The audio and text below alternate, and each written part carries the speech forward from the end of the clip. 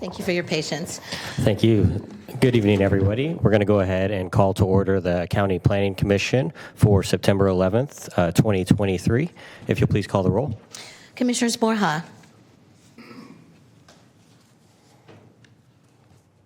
Commissioner Borja, can you unmute?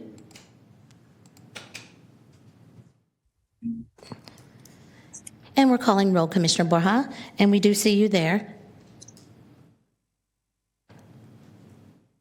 Commissioner, let the record show that Commissioner Borja is in attendance with the meeting and his mic has been unmuted, and hopefully that he can hear us, but he is in attendance at the meeting. And then Rachel. Here. Corona Sabagnano. Tatishi. Here. And Wong. We do have a quorum with those members present. If you all please stand with me for the Pledge of Allegiance. I pledge allegiance to the flag of the United States of America and to the republic for which it stands, one nation, under God, indivisible, with liberty and justice for all.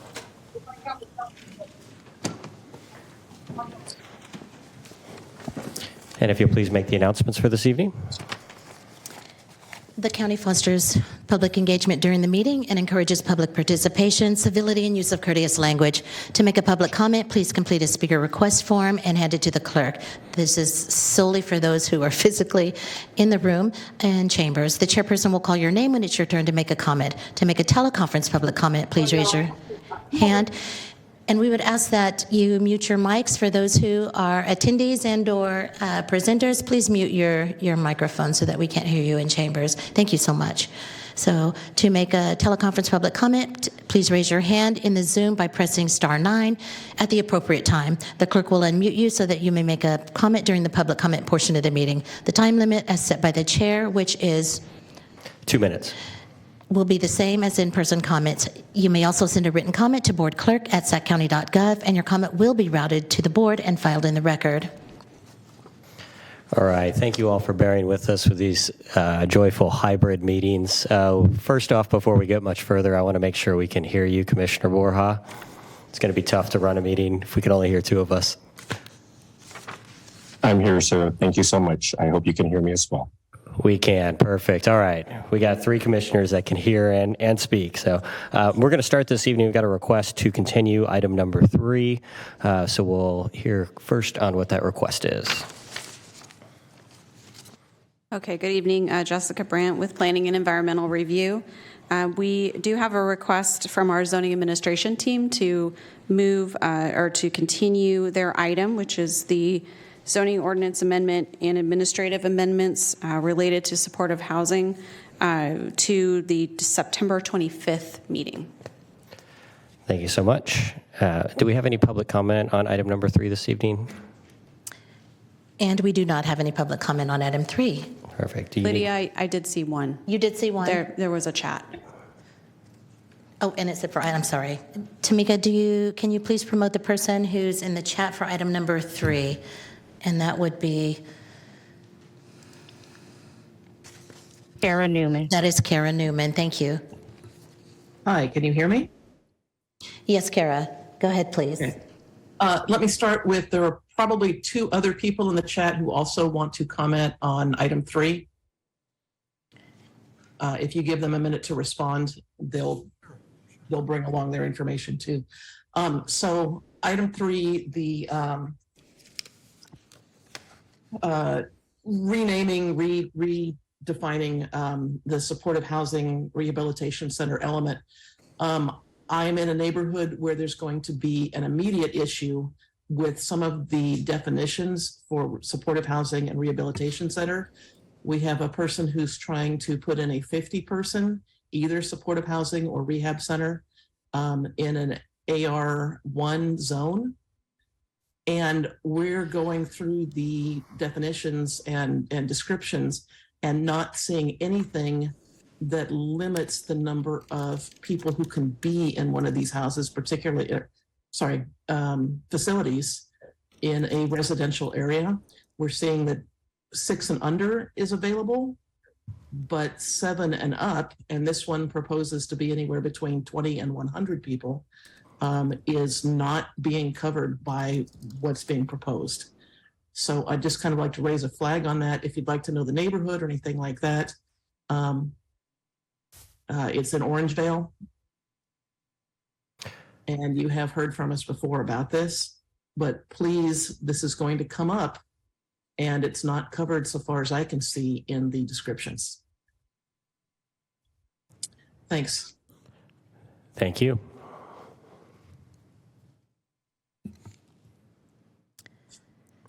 And as soon as Renee Doucette's mic is unmuted, then he or she can make their public comment.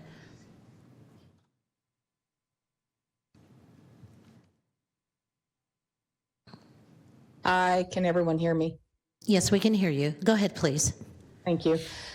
Thank you for your time. So I am also talking about the zoning ordinance update and also the associated proposed supportive living care facility at 7104 Santa Juanita Avenue in Orangevale. And what we're ending up with, of course, is that we don't know all of the processes that go along with how things work procedurally to have something like this. And what we're finding is that we know that the zoning ordinance are going to be updated to align with California state requirements and that supportive housing are allowed in all residential areas.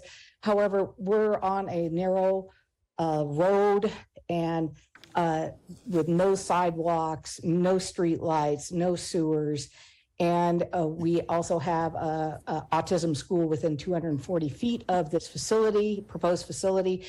And they've just received an updated zoning approval to go up to 200 students from 100 students. And so we already have vans and trucks and deliveries and all of that. And I wanted to know if the commission looks at it from an overall perspective, not just one at a time here on the street. We've got new subdivisions being proposed, and we don't have the infrastructure on the main road. I understand if developers come in, that in fact they have to put in certain things like sewers, sidewalks, street light, but that leaves the rest of us on the old roads without any infrastructure to support all of the new volume. And when you're talking about 200 students and all of that, now 2 doors down, you're talking about a proposed living facility, supportive living facility, you start to have a real problem infrastructure-wise in our neighborhood. And I wanted to know if the commission looks at it from that perspective and not just one by one. So that's what I wanted to say tonight. Thank you very much. Thank you. And Chair, we do have 2 others with their hands raised. If you'd give us a moment to check with them to see if this is the item that they'd like to speak on. Sounds good. So will the attendee with the last 4 digits of 2860 please unmute yourself and identify yourself? If you'd like to make a public comment.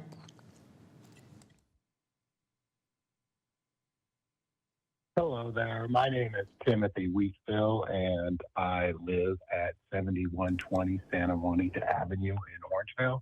And I was calling in to talk to this item number 3, and I'm concerned about this, about raising the amount of people from 6 people in a normal housing to anything beyond that without serious research about how this is going to impact the neighborhood, because this has caught a lot of us off guard and we want it looked at. So thanks for taking the time to hear my comment. Goodbye. Thank you. With a caller with the last 4 digits of 4942, please identify yourself. And are you making a comment for item number 3?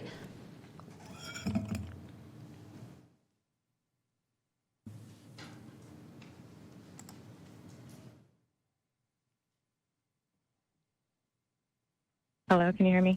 Yes, we can hear you. Is this comment for item number 3? Yes, it is. Okay, My name is Catherine. Go ahead, please. Hello. Go ahead, please. My name is Catherine. My name is Catherine Wheatville, and I live next door to the proposed detox house. It's within 140 feet of a special needs school that just got approved for expansion. They serve over 16 different districts with children of special needs. Within 500 feet of the detox proposal, there's also a preschool, and within less than 100 feet, you have the third school, Ottoman Elementary. I have been reading the document, the planning document, and it is trying to argue that we have to treat facilities like this as if they are residences, but that's double speak because they're not residences, they're businesses, multi-million-dollar businesses that get huge tax breaks. And if you are going to make any zoning amendments, you should make sure that you are including measures that are and stipulations that are going to protect the existing communities, especially the school. And if you would make, any changes, I would recommend that you make an amendment that stipulates that these detox houses cannot be within at least 500 feet of any school that raises any sort of opposition. And I would just like to take a moment to say, holistically, this street is overwhelmed, and Orangevale in particular has a serious traffic issue. We had 3 fatalities last week, traffic related. That's unacceptable. You need to start really considering the long-term effects of your planning decisions. And also, specifically this case, these developers, the new owners, are not very legitimate.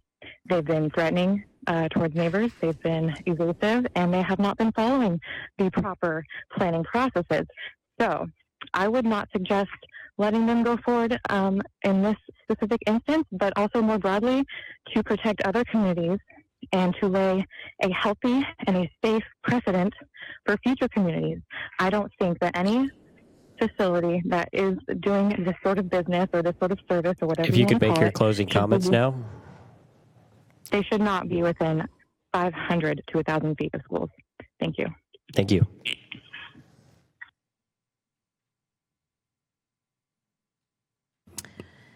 And that concludes our public comments via telephone. Hello, I was on the list. My name is Shepard Johnson. Oh, I apologize. Go ahead, please.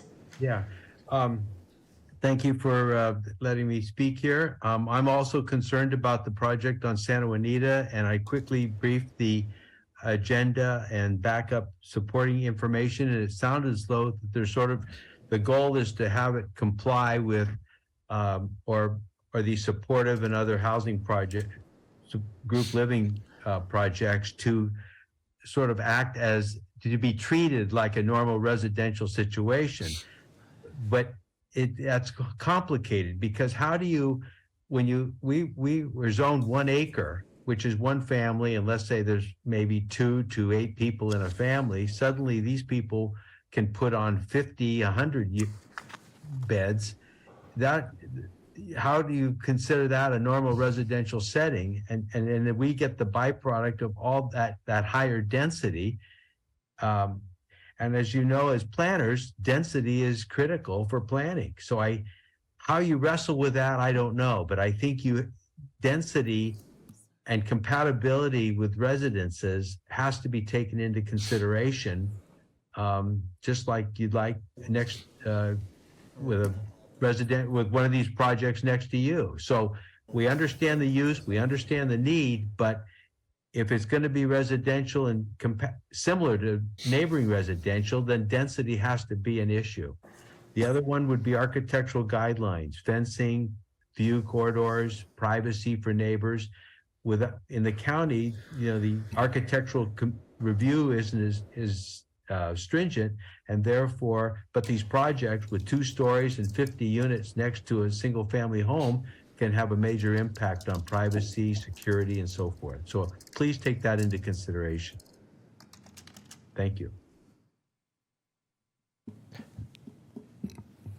So this is Lydia with the Clerk of the Board's office. If we were speaking, the public comment period is for item number 3 at this time. And if you could please hold your comments for the other items until the appropriate times. Thank you. And that concludes our public comments for item That number 3. concludes our public comments for item number 3. Thank you so much. And I'll go ahead and move to continue this item to September 25th. Second. If you'll please call the roll. Members Borja, Yes. Rethel? Yes. And Tatishi? Yes. And the motion carries with those members present. Thank you so much. If you'll please call we'll move to the non-contested portion of our agenda. If you'll please call item number 1. And for item number 1, we have a time extension located at 3161 Hurley Way, approximately 329 feet from the intersection of Morse Avenue and Hurley Way in the Arden Arcade community, and the environmental document is an addendum. All right, since this is the non-contested portion of the agenda, would you like to see a presentation this evening? Okay. Commissioner Borja, did you need to see a staff presentation? Okay. No presentation this evening. Thank you so much. Thank you so much. All right, with that, we'll move on to public comment for item number 1.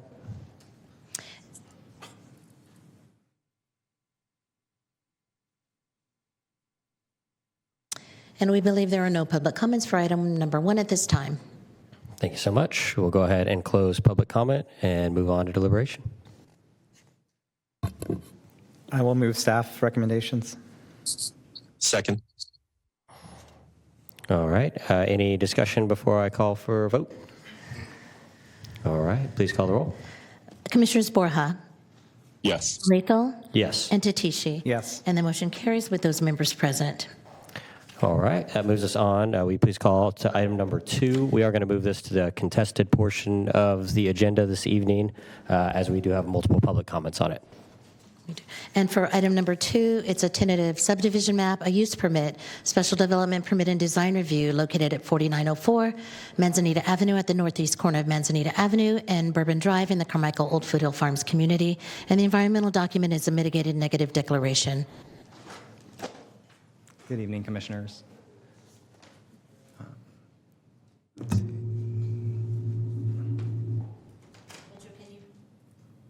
There we go. Okay. Good evening. I'm David Olieros, the sign planner for the Verde Cruz at Manzanita Hills project, which is a 17-lot attached single-family residential community. The site is located at the northeast corner of Manzanita Avenue and Bourbon Drive within the Carmichael Old Foothill Farms community and adjacent to Verde Cruz Creek. The site totals 1.75 acres and has 96 trees on site, including 89 native oaks. The topography of the site totals approximately 20 feet in variation. The site is surrounded on the north and east by single-family residential with two-family residential to the south and multifamily residential to the west. Zoning in the site is RD10 within the natural streams combining zone. The current zoning for the site was established in 1980. In 2006, there was a use permit approved to allow a place of worship on the site. However, that was never effectuated and expired in 2009. The entitlement package includes a tentative subdivision map to divide a 1.75 acre site into 17 lots and a landscape lot, a use permit to allow a 17-unit attached single-family development within the RD10 and natural streams combining zone, a special development permit to deviate from minimum interior lot area, minimum corner lot width, public street frontage, minimum front yard setback, interior side yard setback, and minimum rear yard setback. A design review to determine substantial compliance with countywide design guidelines is also included in the entitlement package. Excuse me. The Scion environmental analyst, Rebecca Boucher, prepared an initial study pursuant to CEQA, which discussed impacts to land use, transportation and traffic, air quality, noise, hydrology and water quality, biological resources, native trees, non-native trees, cultural resources, tribal cultural resources, and greenhouse gases. Based on the initial study, the environmental coordinator prepared a mitigated negative declaration, which concluded that the project would result in a less than significant impact with the implementation of mitigation measures. Here we have the tentative subdivision map. It is important to note that the site is constrained on multiple fronts, including the presence of the Verde Cruz floodway and the presence of 89 native oak trees. All proposed residential parcels are located outside of the floodway. Many of the deviation requests, including lot size and width, can be attributed to the site constraints. It is also important to note that the site is located on the general plan's moderate income housing inventory, which anticipates a minimum of 15 dwelling units for the site.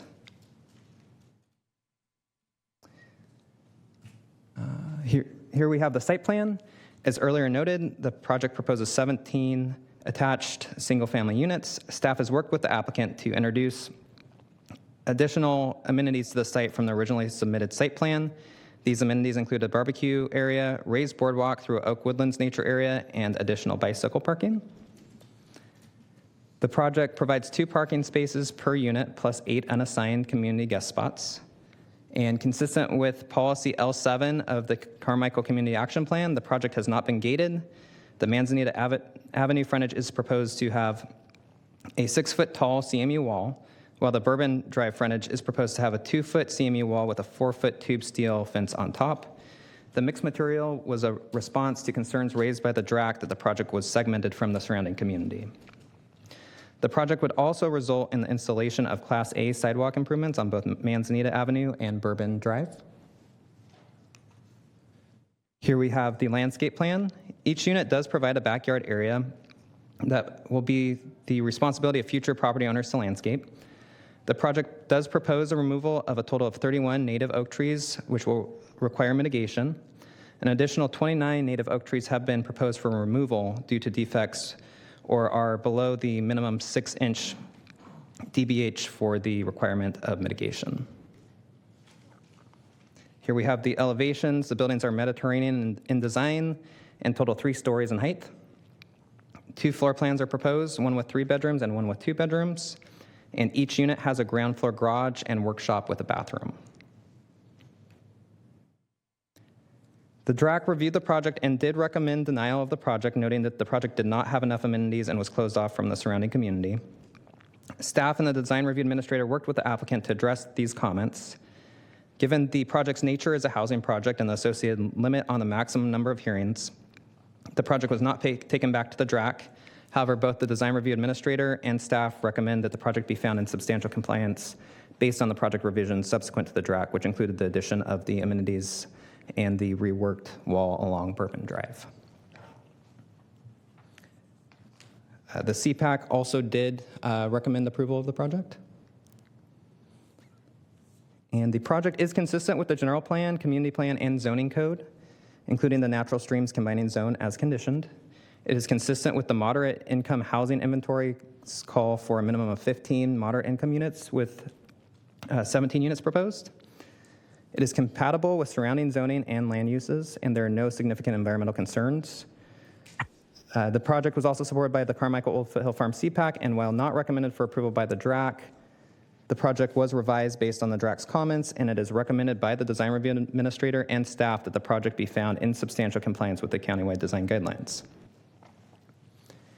And so with that, staff recommends approval of the project and that the Planning Commission determine the environmental analysis prepared is adequate and complete, adopt the mitigation monitoring and reporting program, and approve the tentative subdivision map, use permit, and special development permit subject to findings and conditions, and find the project in substantial compliance with the countywide design guidelines. And that concludes my presentation. Happy to answer any questions, and the applicant is in attendance. Thank you so much. Questions for staff this evening? Just so I noticed that the exit or entrance point is going to be off of Bourbon. Yes, that's correct. So, and if I'm recalling that area, I used to live near there. People can't turn left from Bourbon onto Manzanita, is that correct? So Right. the traffic can only go one way out of Bourbon. Correct. So we're adding 17 units into a fairly trafficked street already. Were there any traffic concerns that county addressed or needed with that intersection there by adding those homes? So those were brought up at the early CPAC workshop they did. During the entitlement process, which began in 2018, DOT did make some improvements to that particular spot and kind of clarified that you can't make a left-hand turn into that. They kind of marked it, they improved the marking on it. Okay, great. No other questions for me. Commissioner Borja, any questions for staff this evening? Yeah, just a quick. I was wondering about the 15 moderate income housing units. Is that a conditional use? And how do we ensure that that the developer will be held accountable on delivering that those or 17 units that were promised would be part of the development of future? Thank you. So moderate income is a type of development, and the attached single-family development meets that kind of requirement or description of what would be considered to be moderate income. And it's consistent with the density. Anything else to add? Yeah, this is Jessica. The units are not restricted to particular incomes.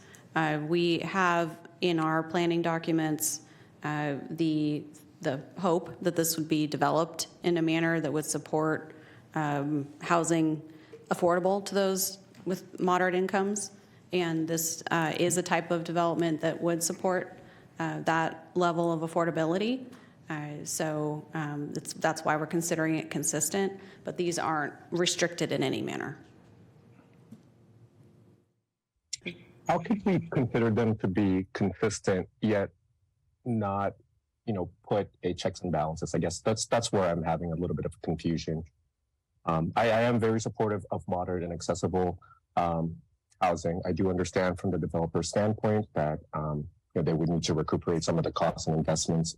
However, if we're publicly disclosing and saying that it's designed for moderate income and it meets certain standards, yet we don't have, maybe just a condition of use that once they go on sale, that these are to be restricted for a certain type of income housing, or, they could just all sell it to the highest bidder as well. I guess I'm just trying to, if we're saying that it meets it and therefore we're supporting that as staff recommendation, and that's one of the highlights, yet I think after this meeting and after it's kind of improved, we still the project may not be that way. I was just a little bit confused about that part. So, Commissioner Borja, this is Planning Director Smith responding to your question. As staff, both Jessica and David had indicated, the site is on our both designated in the general plan and assumed in the housing element for this type of and density and type of housing, which is consistent with the assumptions for the moderate income level. It's not that the units need to be sold at that level. Obviously, there's a market in play here.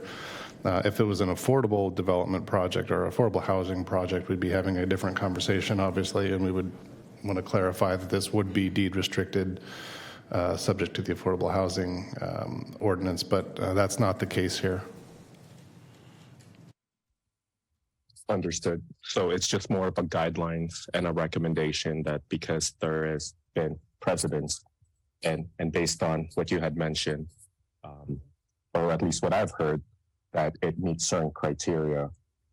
It's not really a moderate. It just so happens to be located in a moderate income, and there's certain criteria, but it's still a market priced housing development at the end. Can we just be upfront about that?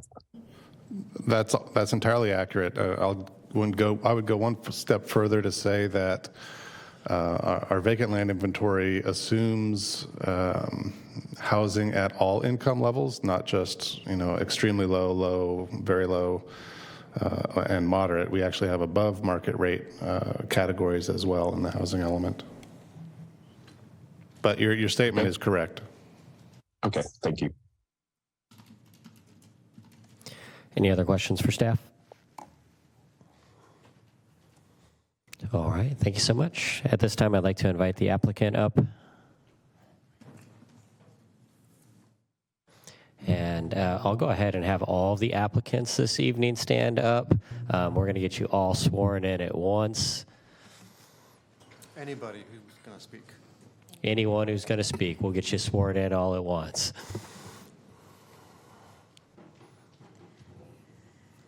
Okay, thank you all. If you will please respectively raise your right hands, and the appropriate response is I do. Do you swear that the testimony you're about to give this board is the truth, so help you God? If you do not swear, do you so affirm?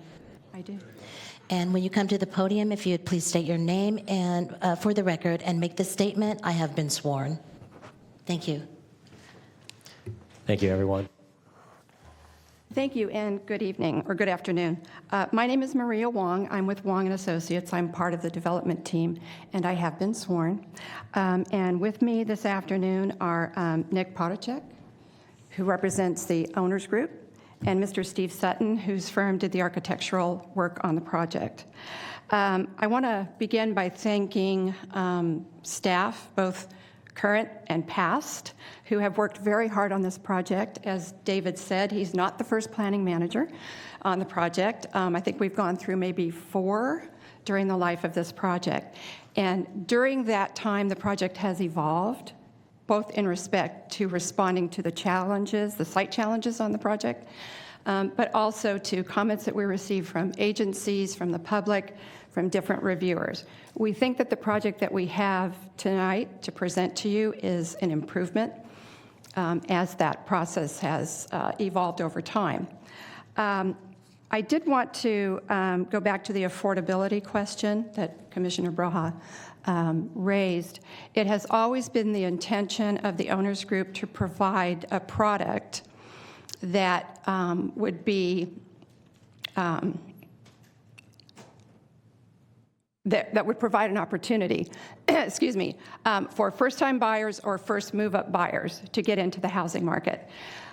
During the course of the process for developing the project, a number of factors have happened that have sort of changed that vision.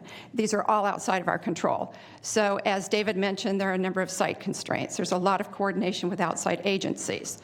There are a number of mitigation measures that are expensive to implement. For example, the oak trees. Those are all things that come with the site itself. In addition to that, there's the improvement that's required on Manzanita and Bourbon Drive. Installation of a full bus stop, which is an expensive item. It's a small footprint, but it's an expensive item. Add to that the impacts of the pandemic, market conditions as they currently exist today, supply chain issues as they currently exist today, the price of labor, the price of materials. It is still the intention of this development group to provide entry-level housing or first move-up housing. Where that lands with respect to the affordability index, we can't say, but that is our objective. So I just wanted to respond to that comment. We have had a chance to go through the conditions of approval. They are acceptable to the development team, and we're prepared to accept them tonight should you vote to approve the project. And with that, I also will turn the podium back to staff and offer to answer any questions if you have them at this time. Thank you, Ms. Wong.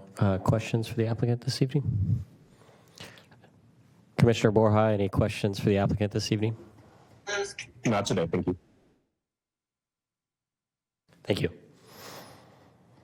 All right, with that, we will move on to public comment. I'm going to start with the folks that are in the room tonight. Could we have Ali Tasong come on up? And then on deck, we'll have Kimberly Tamaka.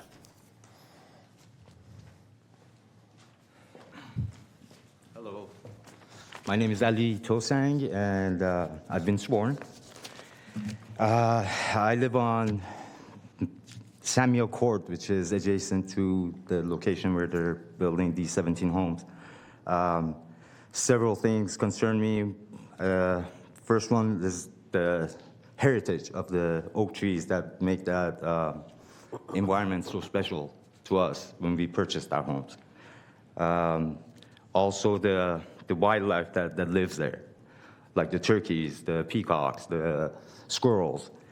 They're all going to get affected by this project. 17 homes is to me, I feel like it's way too tight for too many people for that area. As you said, Commissioner, when you get off Bourbon and you can't make a left turn onto Manzanita because there's a bump that blocks your vision, so it's very hard to see when you turn left. And also you got to go make a U-turn. 17 homes, that makes that many more cars that have to go through there every day. That is going to be, it's going to be a lot of hazard, like public hazard, unless if they put a stoplight or something, you know, at that intersection.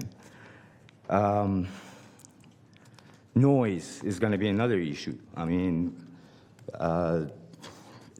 there's, what else? Let me see.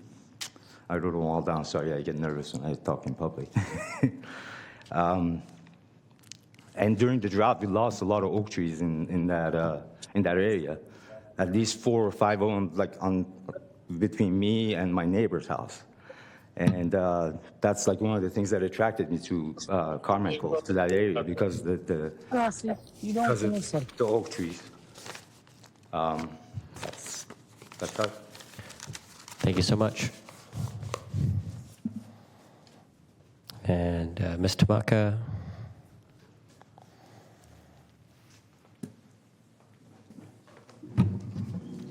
My name is Kimberly Tanaka, and I'm sworn in. And I want to say thank you to everyone here.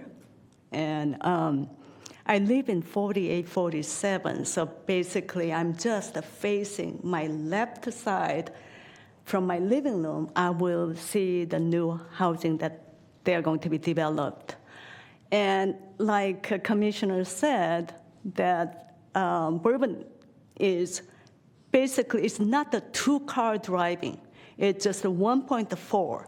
So sometimes when somebody's coming to the Bourbon, I have to stop my car because there's not enough room to drive. So it's very difficult to get to the access to Manzanita as it is now. And, you know, when I moved this to my house, it's basically dream house to me. You know, I came to this country, people saying, you have to have money to make money. But to me, my idea was, you save the money to buy the house. So finally, I got to the point that I'm living where I am, nice and quiet and a lot of trees, that I can look at it. I'm not greedy to not to have the house, period. I'm not that. But why building 17 houses when the zoning is supposed to be only 10? And even 10 people nowadays in America, to get along well is so difficult. And you cram in 17 houses in there. And not only we are talking about the density, especially for me, I will lose the airspace, I will lose the sunlight, and with a big, tall building sitting, I have to put the blind all the time down to have some privacy. So I'm not saying don't build a house, but I'm saying stick with the zoning. There gotta be a reason for why it was set up that way. And like the commissioner said, I mean, it's going to be very difficult to have some easy access to the main road. And Thank you even so much, Ms. Tamaka. nowadays, I hear a lot of ambulance going. I heard that there's a lot of a traffic accident where the Manzanita and nearby my location is. So there's enough of accident already. Thank you, Ms. Tamaka. Thank you. And do we have online commenters this evening on item number 2? And we do. Tamika, if you could please unmute caller Morgan. Hello, can you hear me? We can hear you. Please start with your comment. Yes, my name is Morgan. I live at 4843 Samia Court. I did want to bring up the fact that Bourbon Street does not have much parking available. So I'm concerned about 17 townhouses having one parking spot for each townhome. Samia Court is a cul-de-sac, and we barely have enough parking as it is. We're also surrounded by duplexes on Bourbon Street that have a lot of parking on the street.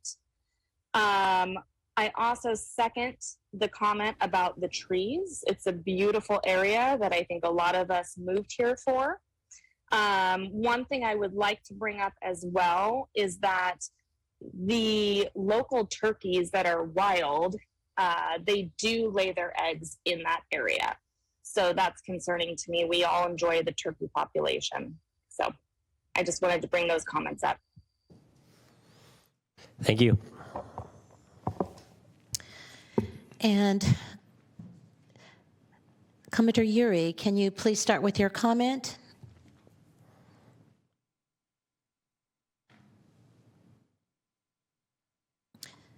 Tamika, can you please unmute the commenter Yuri? Hello? Yes. Can you hear me? Yes, thank you. Please start with your comment.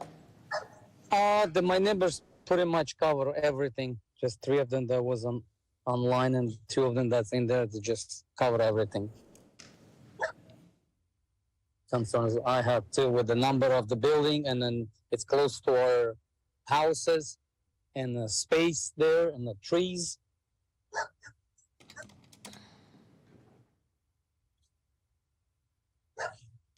Thank you for your comments. No, no additional comments. Thank you, sir. Thank you. And Tamika, can you please promote the caller with the last 4 digits of 2860, and then we'll touch base with him or her to see if they're making a public comment for item number 2.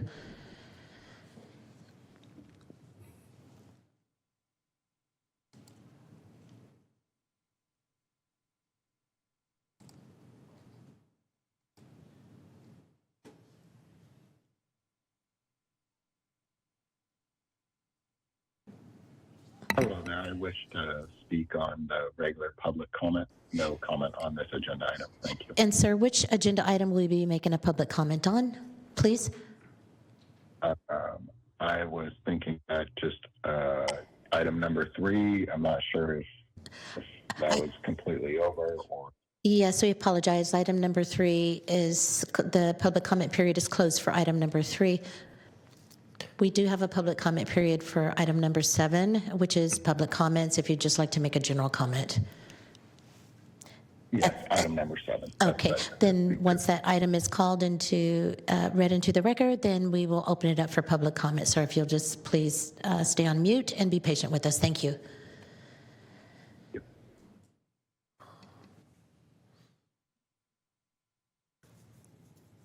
And that concludes your telephone public commenters for this particular item. Thank you so much. We'll go ahead and close public comment for item number 2. I'm going to invite the applicant back up to address. Excuse me. We had one more commenter.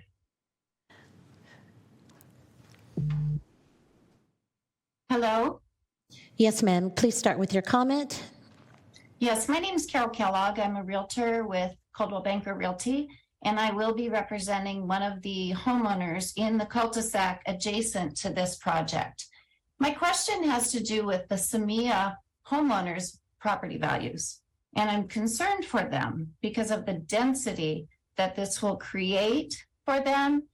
They purchased this property with the oak trees, and it's always been my impression that oak trees were sacred and that it was very, very difficult to remove these oak trees. And now it seems like that rule is being pushed to the wayside so that this project can be developed. And I'm concerned for them because I don't think that as a realtor, I would have anticipated 17 homes going into this location.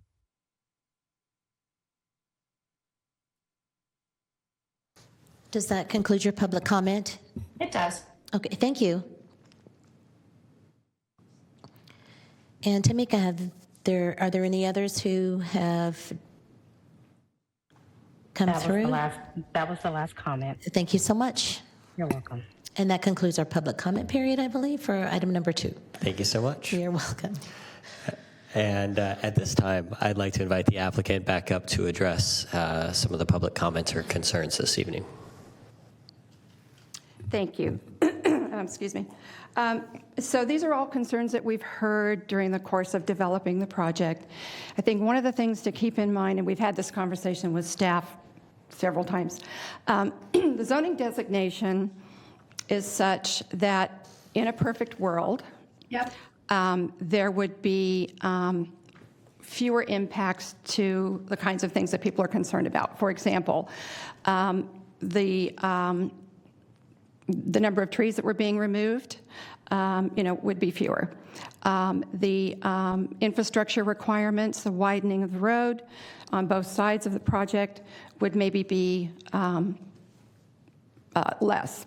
In this case, for I think probably the first 2 years of the project, it was staff's opinion that the density requirement for 17 units, and I'm going to frame them that way, because even though the staff is referring to them as houses, they're not houses in the traditional sense. These are for sale standalone units, but they're townhomes. So the footprint for 17 townhomes is less than it would be for 17 single-family homes, if that makes sense, in a standard RD5 subdivision. So it's a bit of a trade-off. For a number of years into this process, it was staff's opinion that the density requirement was a maximum and a minimum, that the project required 17 units, partly because of its adjacency to Manzanita and the fact that there was a transit stop there. It also had to do with the classification of the bus line. It's a little bit in the weeds, but that's sort of what drove that requirement for 17 units. There was ultimately some discussion kind of late in the process about whether or not we could drop down the density a little bit, and we all, I think, came to the conclusion that, again, because the site is zoned RD10, because developing it significantly under that target would require additional entitlements in order to be able to do that, and because even by granting that, the county can't relieve the property owner who develops at a lower density of any of the other requirements. So that makes developing the property at a lower density even more undesirable for anybody who would want to try to do that. The target is going to have to be between 15 and 17 units, as I understand it from staff, and it doesn't appreciably change the footprint of the structures or any of the other entitlements if we do that. With respect to Bourbon Street and the intersection at Manzanita, the intersection is currently constrained. You currently can't turn left onto Manzanita. That's been that way, I think, for about 2 years in response to some incidents that happened there. The last time that we checked with Department of Transportation, there is no traffic signal planned currently. It's not in the CIP, which means it won't be built within the next 5 years, or we would have been required to contribute to that. So again, project, no project doesn't change the maneuvering situation onto Manzanita. What does change with the project, which is a benefit to the community, is that Manzanita is, the streetscape is complete in the sense that the roadway gets widened, sidewalks get installed, and streetlights get installed. The same thing is true for Bourbon Drive. So those additions to the streetscape will make that turning movement safer for pedestrians and vehicles. I think that's all I had on my list. I did want to add one additional comment. One of the commenters asked about the parking situation. So parking, because of the designation of Bourbon Drive as a collector, street side parking is not allowed under the county code. So the project has provided 2 permanent parking spaces for each unit, which is that ground floor garage. So that's to serve the unit. And then the parking that you see in the parking lot is for visitor parking. So we anticipate minimal, if any, on-street parking onto Bourbon. So just to clarify, that's 1 garage spot and 1 driveway spot per unit, or is it? It's 2 parking spots in the garage, and then I believe that there are 14 visitor parking spaces. There are 8 guest parking spaces, and the garage is a 1-car garage with a 1 driveway space. 1 driveway space, okay, that's what it looked like to me. You can come up to the microphone and clarify. If you'll just state your name, and I have been sworn in. Nick Parashak, owner of this project. So there is some parking, some units with 2-car garage on the front. So plus 1 parking in garage, so basically 3 parkings.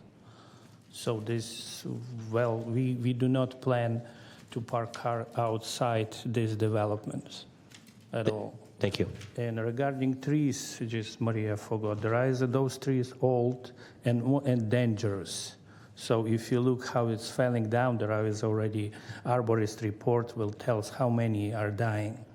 So it's not valuable trees at all. It's looking nice, I understand, but when you start to inspect them, you will see that those rotten trees, lot of rotten trees there. Thank you. Other questions that came up from the public comment? All right, thank you, Ms. Wong. And with that, we'll move on to deliberation. Can I ask a question of staff? Of course.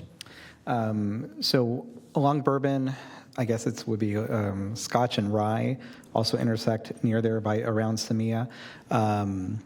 Those homes are all duplexes, if I'm correct. Is that right? And what are those zoned? That's correct. They're RD10, which is a similar or the same zoning district as this one. Okay. So this is just the exception for that lot there to go to 17 units on that RD10. Right. Okay. And then in regards to, I just want to clarify, the parking along Bourbon, there was an indication that there will be no parking allowed on Bourbon outside of the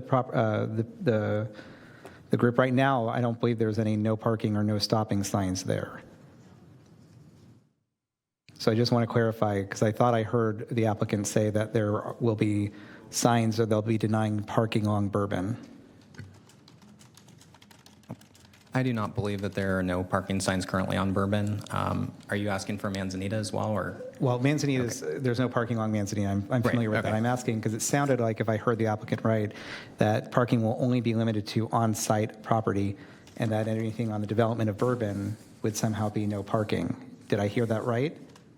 So the applicant's nodding their head, so I want to confirm from county staff that. The applicant may be stating that, but there is definitely parking on Bourbon right now. So will be allowed for parking. We would need to add a condition that would require them to work with DOT and restrict the parking along their frontage if you wanted to do that. Or we would need to get more information from Department of Transportation as to whether there is supposed to be restricted parking on Bourbon and perhaps people are flouting the rules. I'm not sure.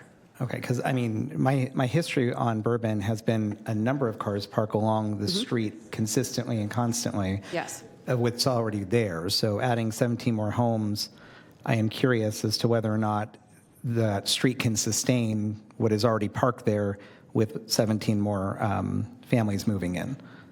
And so, I mean, I was pleased to actually hear that the applicant was saying there would be restricted parking along Bourbon, because I don't know how Bourbon can sustain it, but I'm understanding that county is not actually, that's not in the document. No, as the applicant and I think staff has stated, they do provide the parking that's required for this type of unit on their site. But And so that's their argument. anyone could just park on Bourbon and walk into the complex. As far as I'm aware. Right. Yeah. I do want to note, just to clarify on the density, the RD10 density, they do meet density. This is a 1.75 acre piece of property. So it's a different product type, but they're not asking for additional density here. Okay. That's helpful. Thank you. Yeah, already 10 acres per 10 units per acre, yeah. Per acre, yeah. So I would say, I mean, my concern, of course, is Bourbon has become a bigger thoroughfare of just the number of people who live along it. It connects into the park and the community on the backside of Del Campo Park, and people have started using it more as a cut through. There are schools that connect in. And so I do have some concerns around the parking situation and the traffic flow. There's a reason why we've had to restrict. I'm familiar with the neighbors' concern on when you are exiting Bourbon onto Manzanita, even if you're turning right, looking left, the sidewalk and the hill, the way it is now, it is hard to see oncoming traffic. So again, adding, even if it's only 17 cars, but we know that would probably be more than 17 cars being added in there, that we are enhancing or exacerbating a problem that already exists in that neighborhood. At the same time, I do recognize that we want to be expanding housing and housing stock within the county. So I'm at a quandary on how to do that. Like I was saying, I thought there might be a condition in there that would be appropriate to kind of limit some of the parking so that the neighborhood would not continue to, I'll say, have more spill out onto its street there on Bourbon. So I'm not necessarily against this project as it is. I do have some questions, though, in my mind around whether or not it's addressing the traffic and the parking situation right there. Because, again, Bourbon is pretty much lined with cars as it is. So I'm not sure if I can make a recommendation to the board at this point for this proposal, but This is yours. is this ours? Okay. Then I'm not sure how I would vote tonight, unless there's a way to kind of address some of those parking concerns along Bourbon. Do we have anyone from DOT? We don't have anyone from DOT. I'd, entertain a motion to table until we get clarification from DOT, if that's your preference. I don't think the project is underparked, so I don't see it as particularly contributing to that, but I understand the concerns around traffic and an already impacted intersection, so. I don't know if we can, it sounds like they had to move DRAC without going back, so I don't know if we're under a situation where we can table or if we need to make a decision. At council, can we table or? You can continue it, sure. I'd be open for continuance. Obviously, I'm not here at the next meeting, so the commission can make a decision if it were to be the next meeting. Yeah, I have some serious concerns on the intersection and what that would do.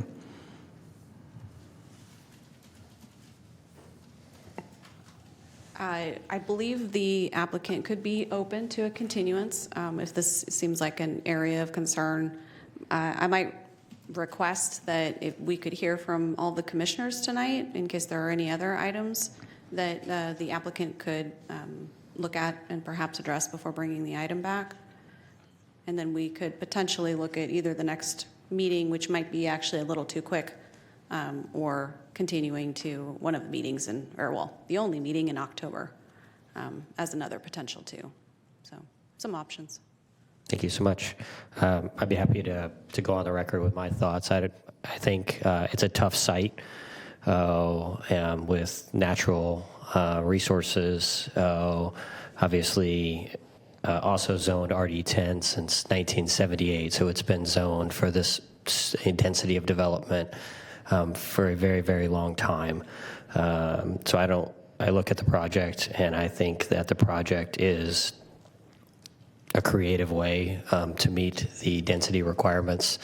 I've said from this dais many, many times that I'm not a huge fan of the minimum density requirements, but I also understand the pressure that is associated with our regional housing needs allocation. So kind of between a rock and a hard place here, but also been zoned for that density of development for a long time. I do think that these types of developments are very good for first-time homeowners and people moving up. So I don't have any issue with the moderate affordability of the units, and I look at the zoning that's around there, and I think it fits in.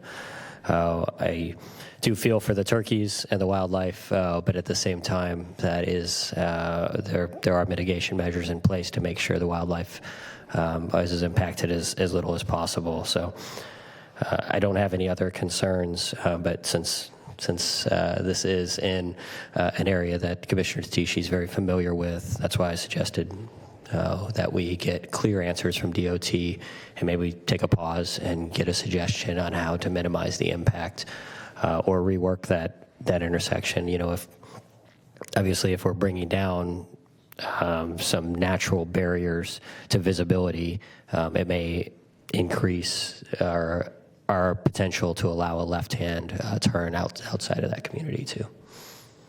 I would be open to tabling. Again, I'm similar to Chairman Rathal's thoughts. The project itself isn't what by itself would not concern me based on its design, its even location in there. I am concerned on its physical location to Manzanita and Bourbon, adding in those 17 cars there with then the hill coming down on Bourbon towards Manzanita. So I guess that would be from the east going westward. and then the inflow of traffic from Manzanita onto Bourbon as well. So if we could work with DOT and I guess maybe answer some of my questions that way, I would be open to, again, considering the project. Those are unanswered questions for me tonight. Commissioner Borja? Thank you, Chair Rathel, and thank you, Commissioner Tetiushu, for your comments. I also do agree that there are just slight concerns about the project.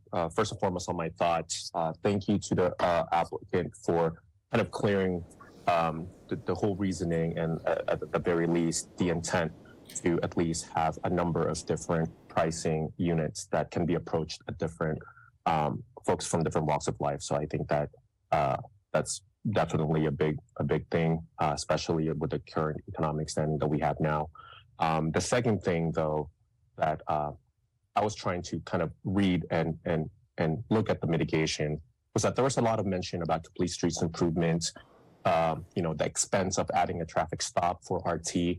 However, I may have missed the fact that whether or not the applicants or the developers on this project would want to incentivize the folks that are living there with alternative transportation options that could potentially alleviate the fear of the community on the number of cars and the traffic and the VMT that's going to be occurring when you're putting in a larger scale, not a larger scale, but more density in that specific street. And I do get that it is zoned at a specific zoning requirement. I'm not arguing about that, but if we've made such a big point about how expensive the traffic stop is or the RT bus, yet we're not kind of putting a program in development to incentivize the folks that could potentially buy there. Again, not limiting their traffic options, but at the very least help the community with not just safety, but alternative transportation options. That's one thing. And then the second thing is I'm just concerned, with this not going to DRAC, yet DRAC providing a somewhat of a letter of support. And then there was also mention about the number of meetings. I do not want to put us in a place where we're putting county and county staff in an awkward predicament where either we're bypassing the Permitting Streamlining Act or the number of meetings, or there's some sort of, bureaucratic awkwardness in there on. So that's more of a question to council and to staff as to whether or not we've used the number of X amount of meetings that we have per housing project. So that's one. Can we even table that? And two, again, the willingness to work with DOT and to the project applicant on how we can minimize the traffic impacts to the immediate community. And again, see if there could be some alternative transportation options that could be part of their CUP. Thank you. That's just my 2 cents.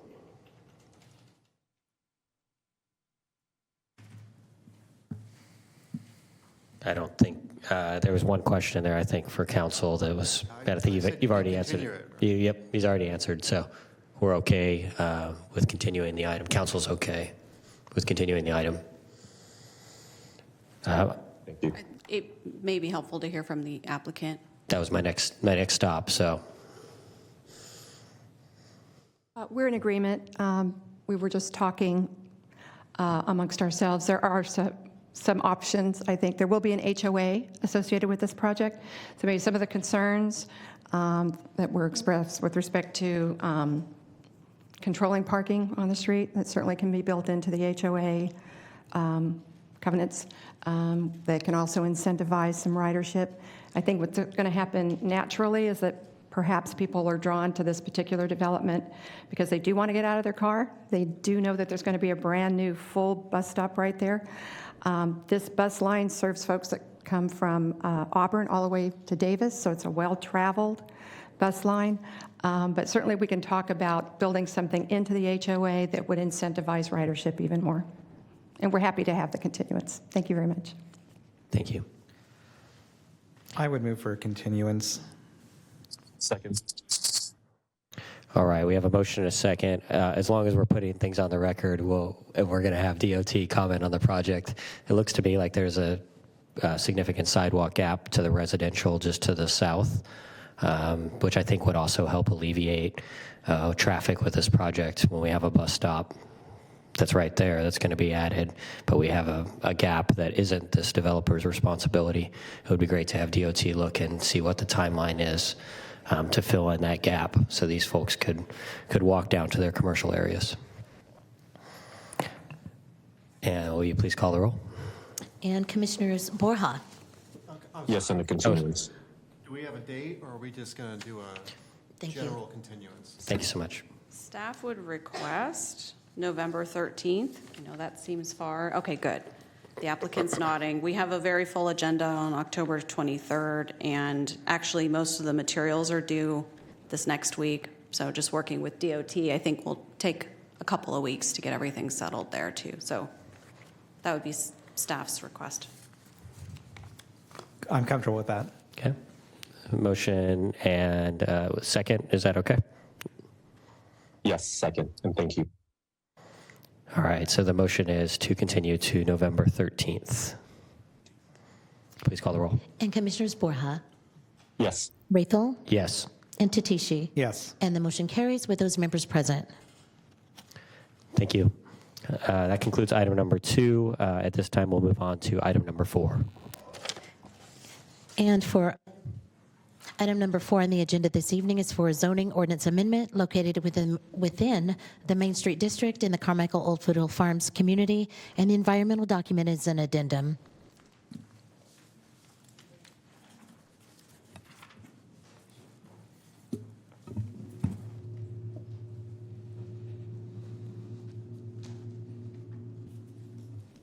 Good evening, Commissioners. My name is Todd Taylor. I'm a senior planner with Planning and Environmental Review. As indicated, this item is the Fair Oaks Boulevard Main Street District SPA amendment. For a quick background, in October of 2011, the county adopted the Fair Oaks Boulevard Corridor Plan. That corridor plan established a vision for this overall central Fair Oaks Boulevard corridor, as well as part of Manzanita Avenue, as well as separate visions for 4 sub-districts, the Manzanita, East Fair Oaks, Boulevard, Main Street, and South Gateway districts. The corridor plan often refers to the Main Street District as Carmichael's economic and social center, and as such, the Main Street District was the only sub-district to receive a special planning area ordinance that established required development standards and land uses. Within the Main Street District special SPA or special planning area or SPA document, as well as the development standards, there's also a land use table that indicates which uses are permitted subject to a conditional use permit or CUP, and which land uses are prohibited. Fast forward a little bit, and in November of 2022, Planning and Environmental Review staff went to the Board of Supervisors with a workshop on long-range planning priorities. During that workshop, board members indicated some concerns with the SPAs, including their age, some deterioration that's happening within the SPAs, and the limitations that they place on development. They also expressed a desire for flexibility in the SPAs to encourage revitalization or rejuvenation or revitalization.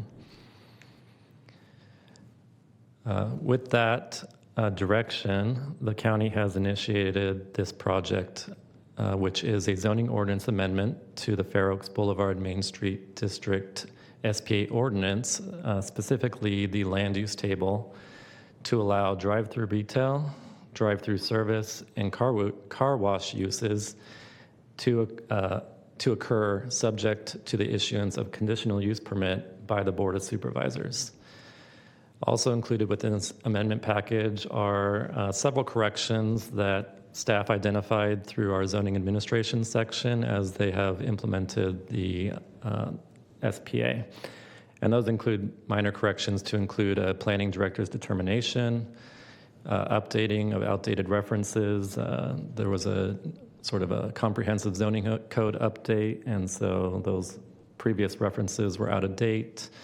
And correcting some footnotes that there were more footnotes than needed, and some of them were referencing the wrong numbers.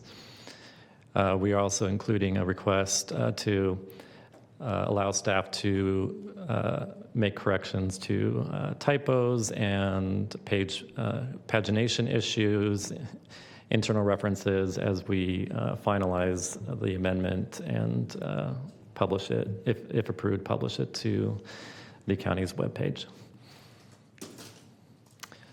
Some key points of this amendment are that it really is intended to provide flexibility.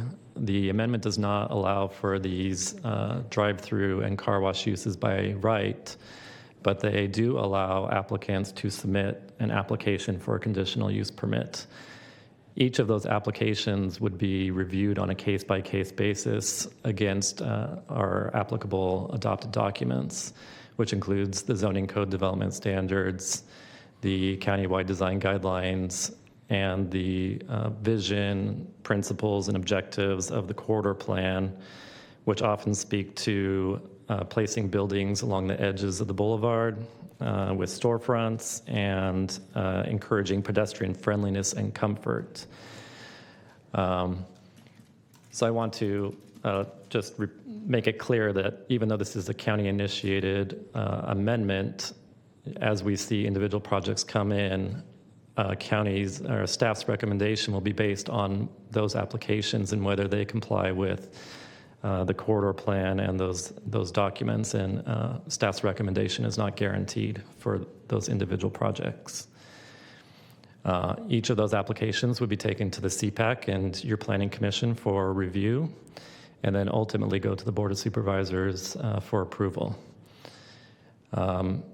Also, as part of the conditional use permit process is that conditions could be added to those CUPs as deemed necessary. Our planning and environmental review staff prepared a CEQA addendum document to the previously certified final EIR for the Folsom Boulevard Corridor Plan and Roadway Project. As part of that document, they analyzed the impacts that could occur through the proposed change, and if the proposed project that's before you tonight would substantially increase any significant impacts or present any new impacts. Based on their analysis, they found that an addendum was the appropriate document and that all mitigation measures that were part of the previous document will be continued forward. The item was taken to the CPAC in July, and the CPAC, the Carmichael Old Foothill Farms CPAC, recommended approval. And with that, staff's recommendation is that the Planning Commission recommend that the Board of Supervisors determine that the previously certified Fair Oaks Boulevard Corridor Plan and Roadway Project FEIR with the CEQA addendum is adequate and complete, and to approve the ordinance amending the Fair Oaks Boulevard Main Street District SPA amendment.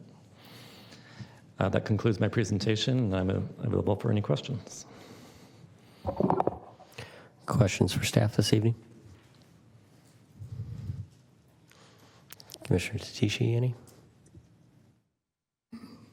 I think I might come back to staff in a minute, but I guess one of the questions as you're looking at this, and this has been implemented for a decade or so, have we seen any development coming through that's been requesting drive-throughs or changes that weren't already existing in that corridor area? I do know that we have had correspondence requesting those uses. I don't know if anybody has actually submitted anything as of yet. Yeah, so as it stands right now, try to back up, Planning Director Todd Smith, Commissioner Tatishi, at this point, the current SPA does not allow a path for any application. And so when we receive inquiries from prospective developers, our response to them is, that's not a permitted use. There is no path for the county to even consider it. And so what this, as the other Todd presented, This would provide a path for the county to consider such an application. But we do get inquiries not only on the Fair Oaks Boulevard corridor, but other corridors with very prescriptive SPAs on a regular basis. So this, as I think you all stated, this is really about flexibility within the county versus a complete denial or inability for the county to consider projects that would not meet the SPA. That is correct. Commissioner Borja, any questions for staff? Thank you for this presentation, Mr. Todd. A few months ago in the same dais, we had looked into a Popeyes project that I want to say is in the Watt corridor that also ran into a somewhat of a similar automobile use case type of issue. Now, I'm not too sure if it's kind of out of the blue, but did that corridor plan allow for that retail to go through the process, and therefore it eventually it came down to the board and to the commission to decide whether or not it was appropriate for that project, whether or not it meets a corridor plan? I'm just trying to kind of wrap my brain around the automobile or the auto-related types of project use cases. Well, for one, I appreciate the flexibility, but two, I guess my question is, an added question would have been, has staff or the county considered other SPAs or other corridor plans that would have limited other types of development of applicants to go through if there were any viable path forward that did involve some sort of automobile-related use?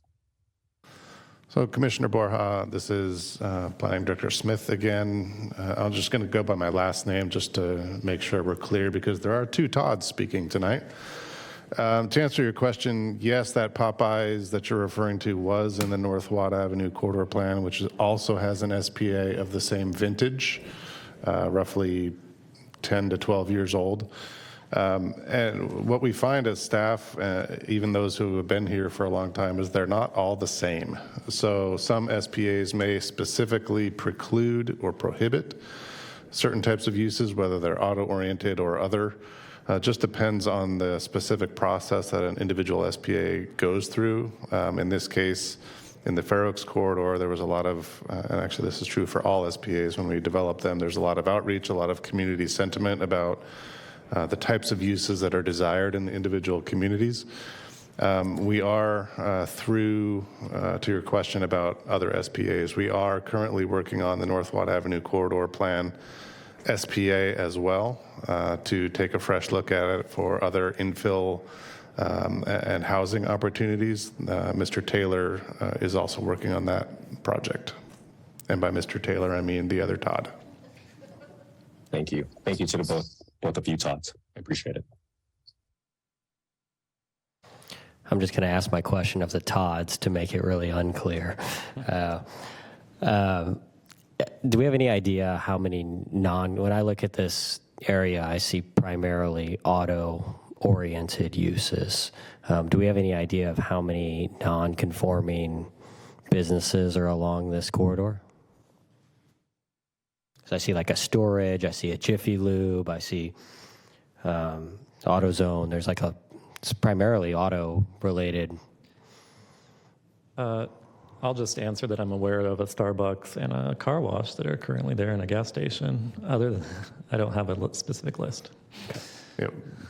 To answer, in addition to Mr. Taylor, we don't have a real comprehensive list, but I would think based on just a simple aerial view or even a drive through the corridor, you could see a lot of them.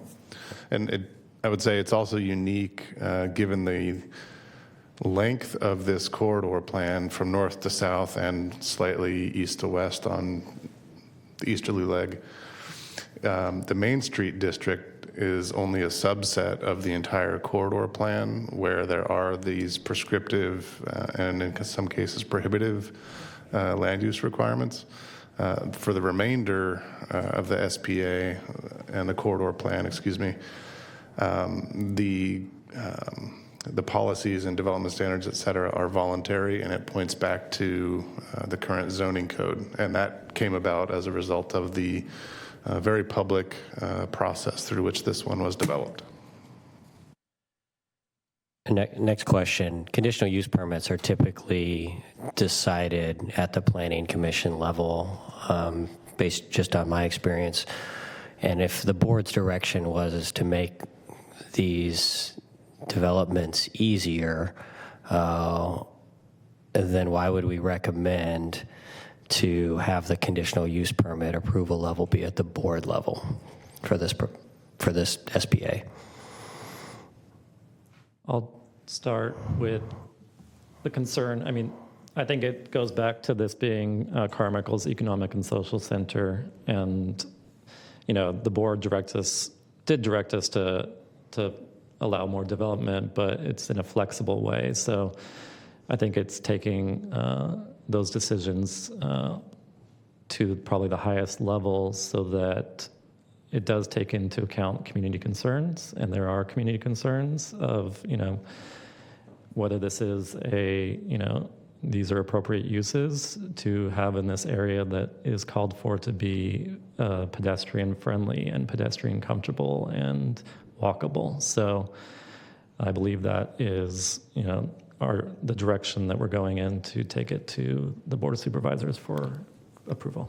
So every other conditional use permit inside this SPA will be decided by the Planning Commission, but the only conditional use permits that will rise up to the board are these two, the car wash and drive-through, maybe three, drive-through retail, drive-through service, and car wash. I'd have to review the land use table to see if any others utilized that note that requires board approval.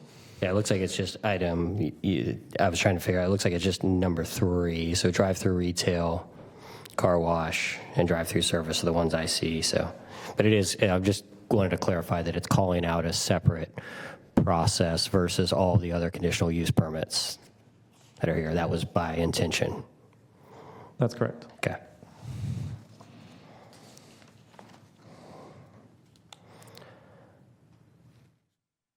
And I think that concludes my questions for staff. Any other questions that came up? Okay. Thank you, Mr. Taylor.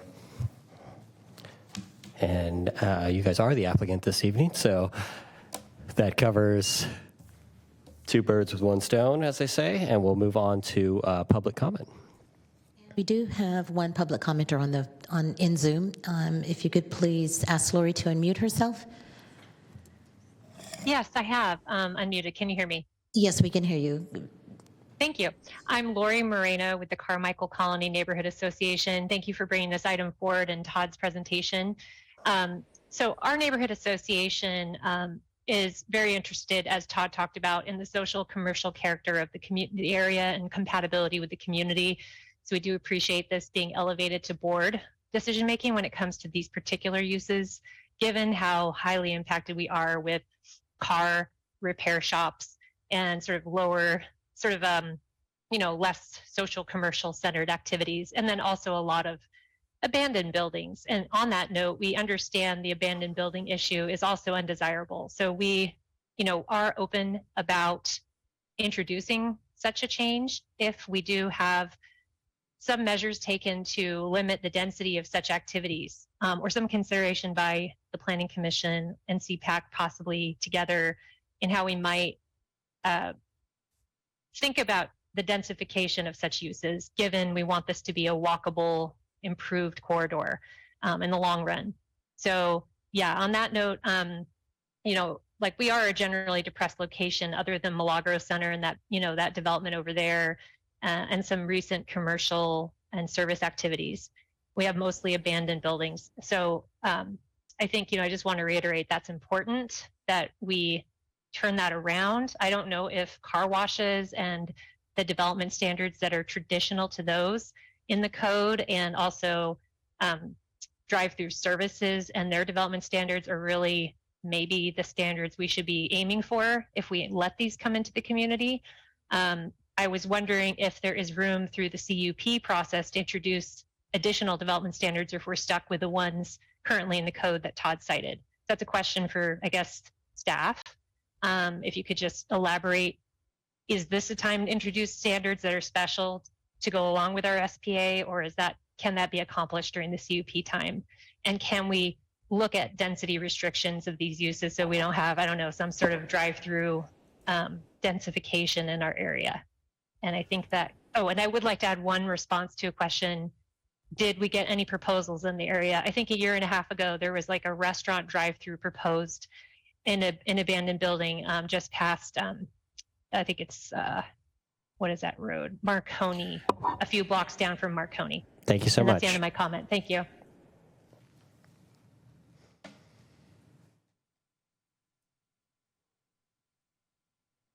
That was our only Zoom comment. And that was our only one. Perfect. We'll move on to in chambers. We got Gary Hirsch we'll have up first, and then Greg Thatcher on deck. Good evening. My name is Gary Hirsch. I've had an office on Fair Oaks Boulevard for over 40 years. I sat in your seat for 4 years. In the 80s, I was on the Policy Planning Commission. I thought about a lot of the decisions that I made when I was on the Planning Commission, and I think about them still today. I was the chairperson of the steering committee that created the Property and Business Improvement District in Carmichael. I don't say those to impress you, but I say those to try and let you know that I have experience with what happens in Carmichael. I was on the Fair Oaks Boulevard Corridor Committee. Mr. Tatishi knows that, as he worked on it also. One of the major decisions that came out of that corridor committee was not to do 3 lanes of traffic through Carmichael, but 2. To me, it was the best decision we could have made. So looking back at decisions, sometimes you have to look in hindsight. Drive-throughs, right now there are 3. Jack in the Box, Walgreens, and Starbucks. My office is across the street from Starbucks. And every morning when I get to work, there are 10 to 12, sometimes 15 cars, because they were grandfathered in, and they get to be in the SBA waiting to go through that line. Sometimes they're out on Fair Oaks Boulevard. There recently is a movement to do away with drive-throughs. San Luis Obispo doesn't have drive-throughs. Lincoln just adopted an ordinance not to do drive-throughs. I am, and maybe he's here. He's not here, but I know for a fact that one of the property owners wants to put a Dutch Brothers or Starbucks drive-through in at Robertson and Fair Oaks Boulevard. I don't have a problem with him wanting to do business. He's a businessman. I don't have any issue in this other than as a citizen trying to improve Carmichael. Right now, the city of Sacramento has the 7th worst ozone in the country. The county of Sacramento has the 23rd worst smog air pollution. So if you want to make Carmichael better, I think you would deny this request. It's up to you. Thank you. Thank you so much. Next up, we've got Greg Thatch on deck. We'll have Katie Say. Good evening, members of the commission. Gregory Thatch. I have been sworn, and I represent the Marzal family here tonight. We are extremely supportive of this amendment. The Marzals are longtime residents of Carmichael, longtime business owners in Carmichael, and longtime property owners within the Main Street District. And it has not been easy being a property owner in the Main Street District. It's maybe a little unusual, but I live in this area. I travel this street with great frequency. The street's pretty. The county did its job, went in and did landscaping and street improvements, and it's beautiful. But the businesses have deteriorated and deteriorated and deteriorated. I have watched it. They are boarded up. They are vacant. When a new business rarely comes in, it's not the kind of business that you'd want in your neighborhood. It is time for change. We have tried this plan now for 12 years. I think all good intentions were put into it, but the fact of the matter is it has failed. And we now need economic development in this area to revitalize it and bring it back. It's going to be determined at the highest level of the county. It's going to be subject to standards, and it's going to have a conditional use permit, which can, to the caller's question, impose additional conditions on the development and on the property. So we strongly encourage you to move forward with the staff recommendation and allow some changes to finally take place in this corridor. Thank you. Thank you. We've got Katie Say up. On deck, we'll have Mark Ellinghouse.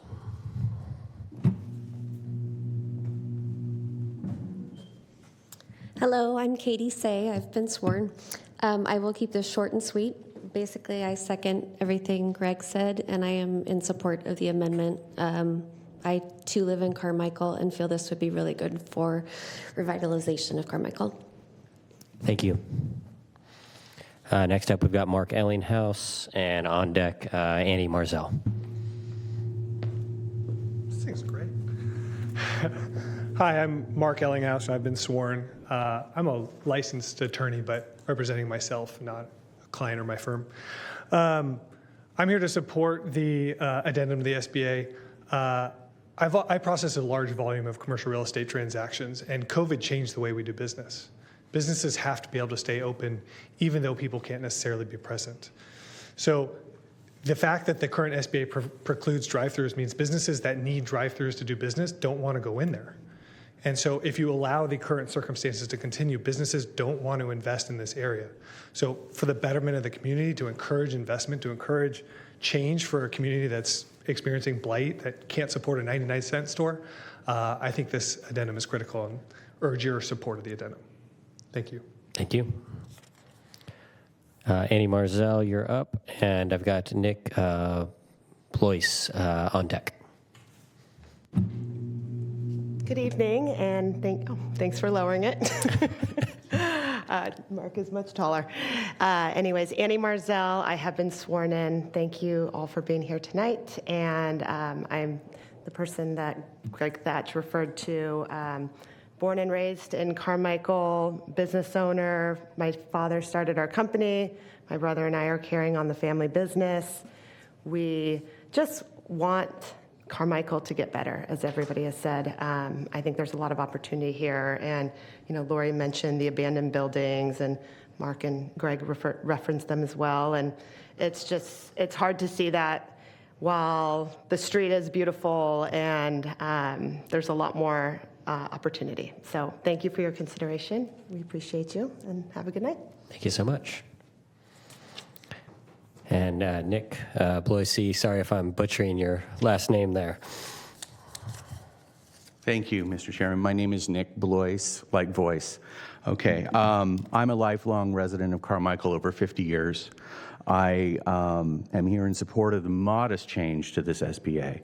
I have worked diligently with this SBA. I enjoyed the SBA. However, in discussion as a member of the Carmichael Improvement District, which is the PBID that runs along this entire corridor plan, I've worked intimately with the property owners who consistently tell me nothing pencils, nothing pencils. There will be several applications if this is approved. And the main issue is profitability. The one location, the Marzell property, for example, has been abandoned for 18 years. It was a recycling center. Nothing is there. There's no sidewalks. A well-placed drive-through that is approved at the Board of Supervisor level to make sure the quality and consistency that the community wants would improve this district. And our hope is a few well-placed drive-throughs would spur development. We do have at 7200 Fair Oaks Boulevard a beautiful building, completely empty, vacant, and subject to transient activity. So the corridor plan, I love it, but it's not practical for our property owners and our developers. And I'm here to say this is a very modest approach. The approval at the Board of Supervisors ensures that the community has a say, and that that the highest level of quality would be in these drive-throughs. As far as ozone, we're going to EV. Within 10 years, everybody should be driving an electric vehicle. That shouldn't be an issue either. So on behalf of the friends that I know in the Carmichael community, as well as the 80% who showed up at the CPAC meeting in support of this change, I believe this modest change should be approved, and I thank you for your consideration. Thank you so much. Just going to double check we don't have anybody else online before we close public comment. And I think we're good. No more public commenters in Zoom. Thank you so much. You're welcome. All right, we'll go ahead and close public comment. I'll give staff the opportunity to address any public comments made if they would like.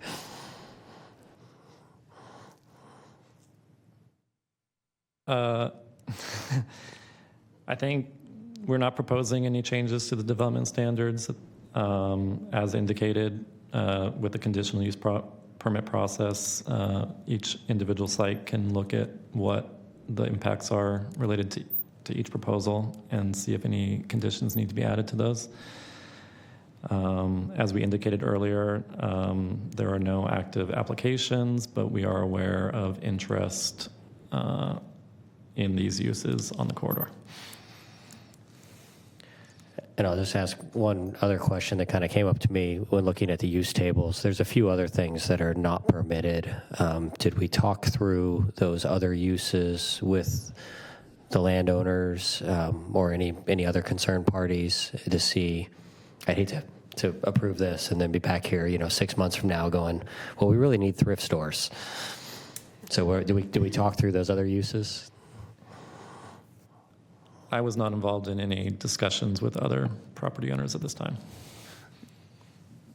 We haven't heard of a demand for those other uses, and so we have not really engaged in further refinements to the SPA at this time. Thank you.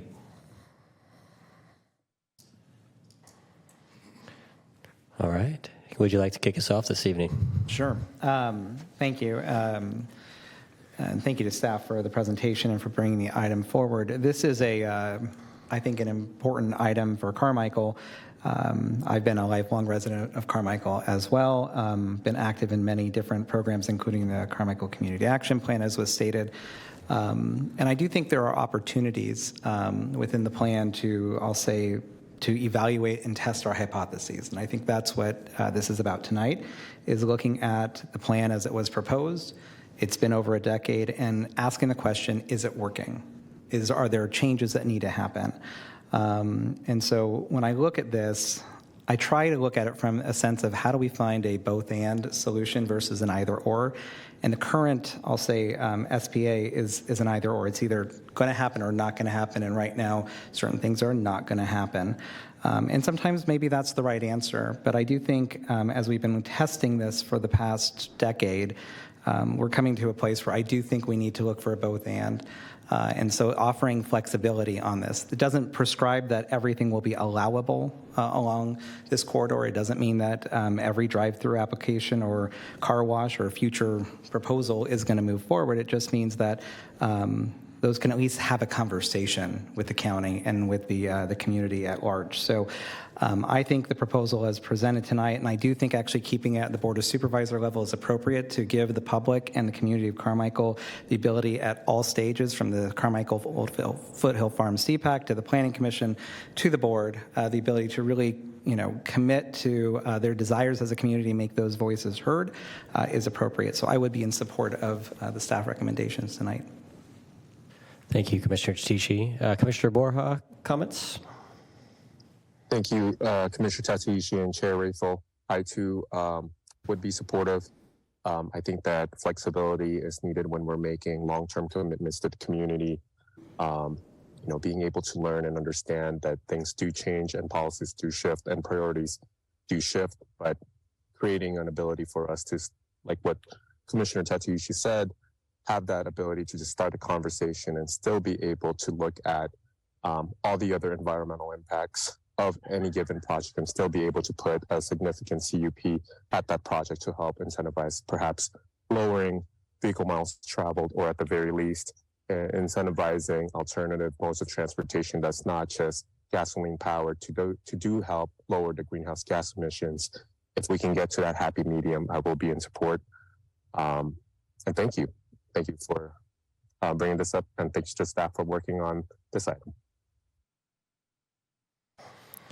So I'm supportive of the staff recommendation, but I do think, from my own standpoint, saying we want to allow these uses, but we want to make them jump through 7 hoops in order to get there. I guess maybe I have a little more faith in the planning commissioners that sit up here with me. I've seen you guys be pretty tough with design of particularly drive-through uses. And so that would be my only suggestion for the board to consider is are we really, I know we are going to allow it, but we're definitely not going to make it easy on somebody to get there. Even going to Planning Commission for a conditional use approval is sometimes challenging for projects. And then sometimes we've seen the project get pushed one direction by the CPAC, pushed another direction by Planning Commission, and then pushed another direction on the board. And so now you have 3 design changes throughout. So that would be my only suggestion. Sounds like Commissioner Tichy, you prefer to stick with staff recommendation, but I'll bring it up, would be to recommend the board staff recommendation, but striking number 3 and having the same level of conditional use approval throughout the SPA for all projects, because if they trust us to do it with one type of project, my feel is that we shouldn't complicate CUPs and have different levels of CUPs throughout the county. I think it makes it confusing.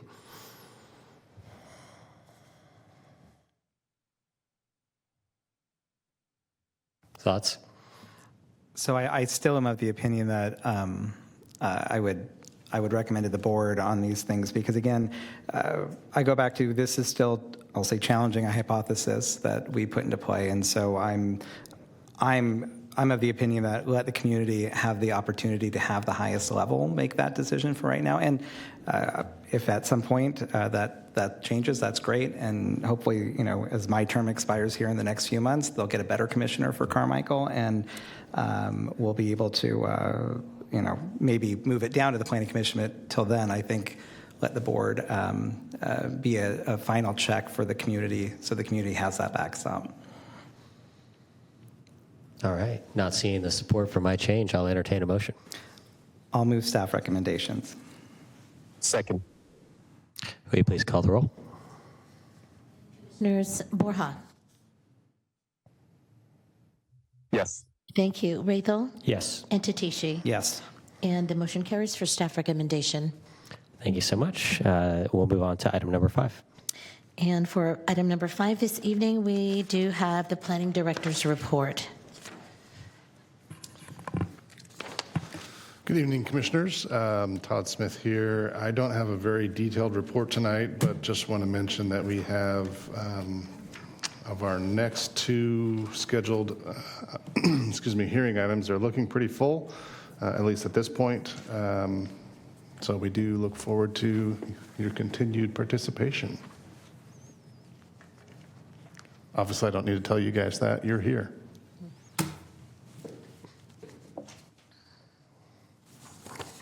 All right, and we already kind of went through absences for the 25th. I do have a question on scheduling. We had gotten an email from the clerk regarding the IR for the potential lights at Jesuit. Do we have a scheduled date for that item? That was scheduled. Wasn't it October or no? So we are looking to release the draft EIR this week. So we are hoping to schedule it for the October 11th CPAC meeting, and then the draft EIR public review would be the October 23rd meeting as well. Yeah, but that would just be for public comments on the draft EIR, not that project as a whole. Correct. Yeah. And do we have an anticipated timeline for that project, or is it still very up in the air? I think it's really all going to depend on the type of comments that we receive during the review period of the draft EIR. Great, thank you. Mm-hmm.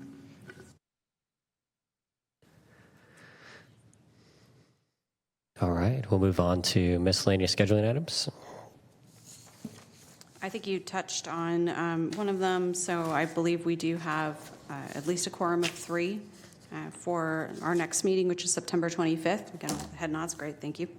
And we do have an appeal of a planning director determination scheduled, a use permit for public storage, tentative map, and the supportive and group living uses, which we had just continued to that date. So it'll be a full agenda. And then Do any of the commissioners know if you will not be present on the October 23rd date at this point? I will be here. Okay. I also plan to be there. I will be here. Okay, thank you. I think the And just to confirm, the 11th, the Indigenous people or the 9th is canceled, right? correct. Yeah. So we only have the one in October. We do have potentially 3 items that have EIRs. One is the EIR review, 2 are the EIR review, right? 2 are EIR reviews. 1 is the actual project. And then there's another one that's a development plan review in Fair Oaks. So another big one. So, thank you. And with that, we'll move to public comments. Just checking really quickly, and there are no further public comments this evening. All right. So we're good. Thank you so much. No. Hello. Do we have another one, Tamika? Oh, I apologize. I so apologize. We do have 3 for item number 7. I apologize, guys. No problem. Yes. So if we could start with unmuting Renee, then Kara, and then the caller with the last 4 digits of 2860, please. Thank you again for hearing me. Renee Doucette-Brashears. I live on Santa Juanita Avenue. And I realize that the zoning code amendment is going to be discussed, and I'm not sure about the exact process that you all are going through to review it and approve it. But I wanted to know if you might be able to take our situation that we have at hand and look at the amendment that's being proposed and also look at all of the other building codes and building permits and all of the things that are associated with a supportive living care facility that would house 50 to 100 people, and look at it from a holistic perspective and say, okay, the zoning's going to change. We can put these facilities in any residential zone. However, there are other considerations to take when looking at that. And can you use this scenario as a use case to make sure that we have thought everything through and updated all ordinances and codes so that we all are successful with things such as this? That's my question to you. And I know that you don't respond to me, but I don't know who to ask that question of and who would be the driver of something like that. So that's my question to you all. Thank you. Thank you. Next caller, please. Or next person. Hello. Yep. Hello. Go ahead, Kara. Yep. I would like to. Renee hit every single point that I intended to hit. So yes, please view this as kind of a use. The 7104 detox center proposal is the one that will kind of, how to say that. It exceeds the norms that are trying to be established with the amendments that are being considered, that it needs to be considered as a way to include it or exclude it from the I'm sorry, I've been listening for 2 hours. Reemphasizing Renee's comments from earlier. That's all I have to say. Thank you. Thank you. And for the last person in Zoom with the extension of 2860, can you please start with your public comment?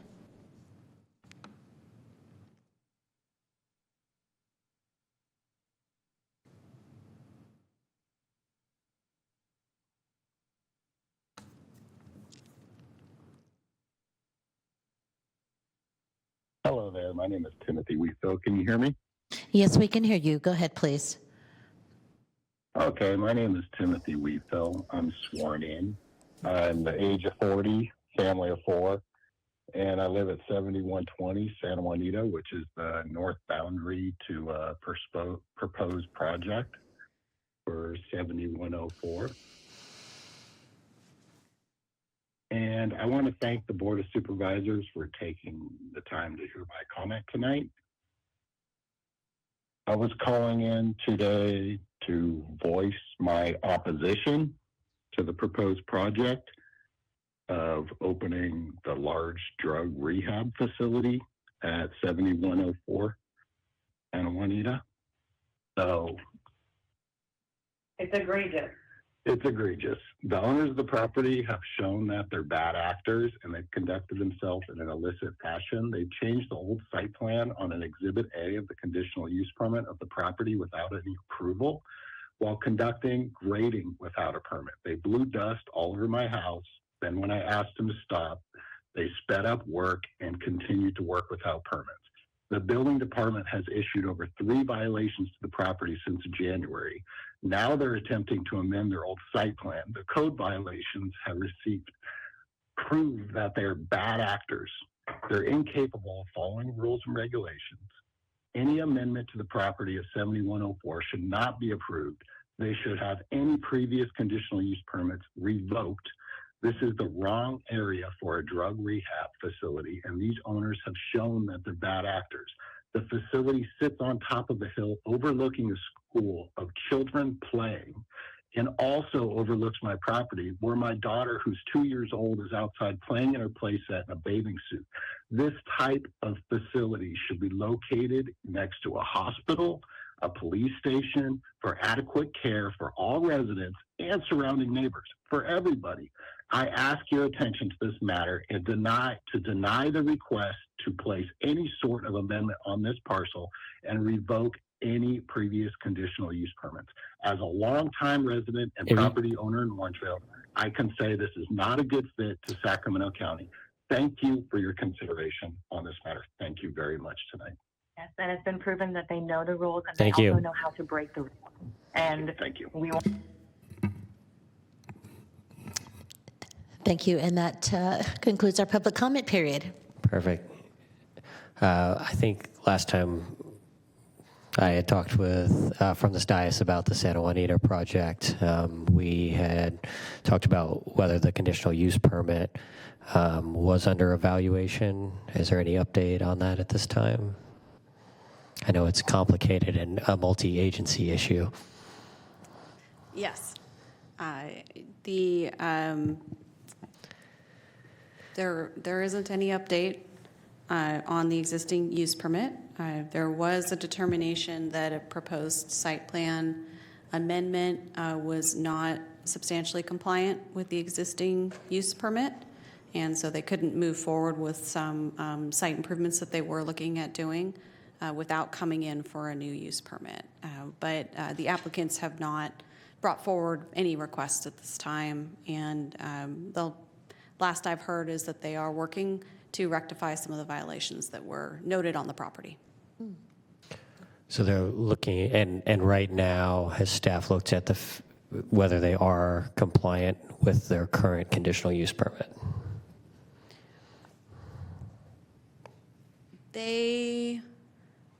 We are not as clear on the full extent of their operations and the number of people they would like to care for at the facility at this time. So I can't answer that yet. I think we would need to get more information. So at this point, there's been building code violations, basically, or code enforcement actions. Building and grading, yes. Building and grading, okay.